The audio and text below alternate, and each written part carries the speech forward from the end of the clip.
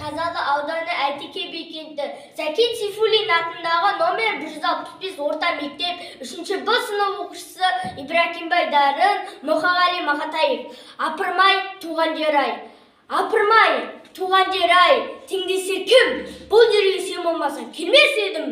Күндігімді байлаған қазағым-ай, сен болмасаң бұл маңды көрмес едім. Жат кезіңмен қарайды адамдарың, жақын тартқан құрбыда таба алмадым. Жас отаудың есігін ашып қалдым, айлап құрып қайра жаба алмадым. Кел демеді, немесе кет демеді, несін маған білмеймін өкпеледі. Сені сүйген жүректі туған өлкем, сені өсірген біреулер